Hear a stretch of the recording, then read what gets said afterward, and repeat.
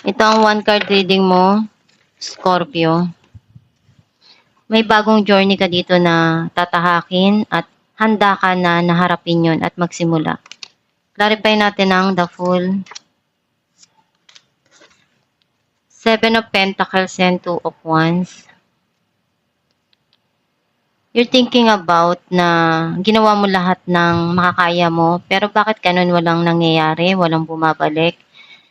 May mga plano ka pa na gusto mong gawin pero hindi ka pa handa. Kasi may mga sitwasyon na akala mo okay na, pero walang nangyayari sa mga ginawa mo.